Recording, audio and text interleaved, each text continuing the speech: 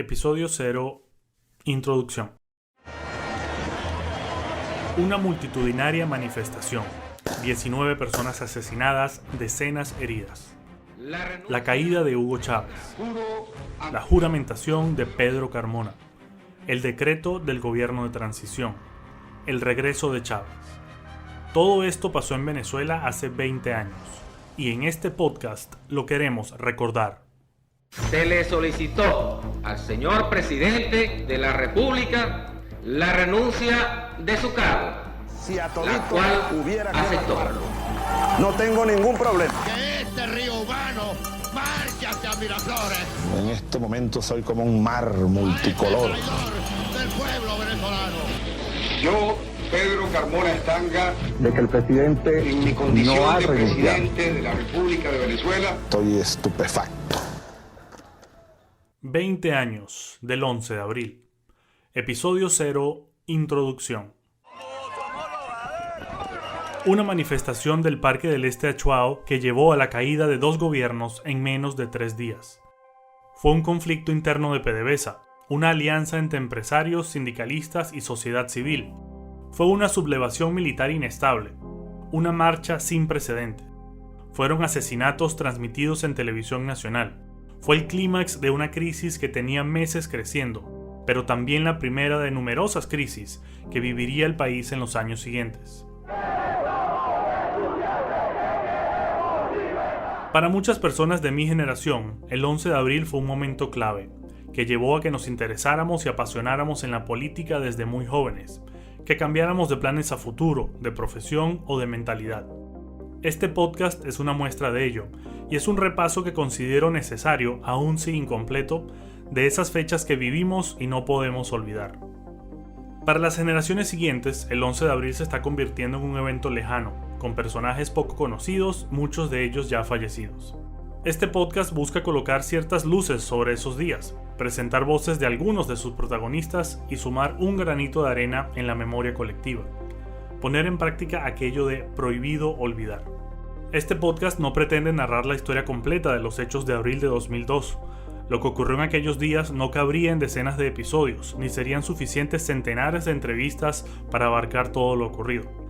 Pero con este podcast sí pretendo aclarar ciertas dudas que existen de aquellas fechas, desmitificar otras y resaltar lo impactantes e importantes que fueron estos hechos para nuestra historia contemporánea. Desde mi punto de vista, el 11 de abril marcó un antes y un después en la historia reciente de Venezuela. Radicalizó y polarizó al país.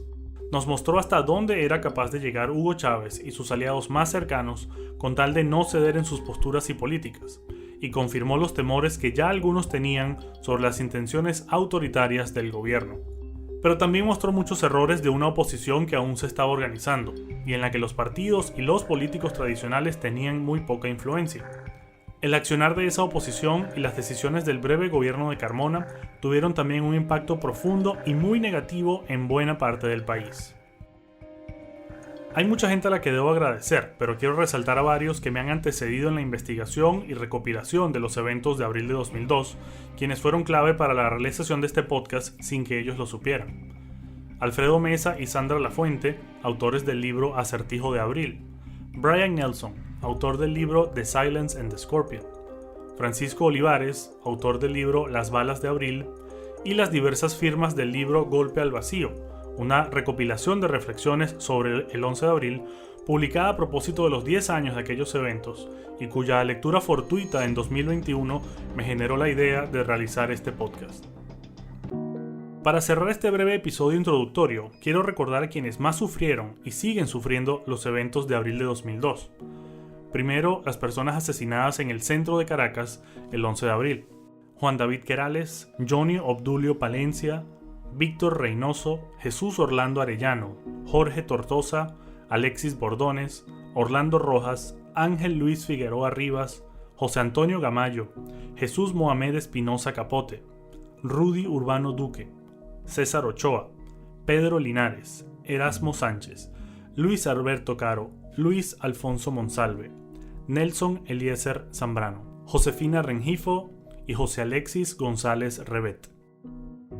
Y también los 3 oficiales de la Policía Metropolitana, quienes todavía hoy, 20 años después de los hechos, siguen detenidos, a pesar de que nunca se comprobó que aquel día mataran o hirieran a alguien.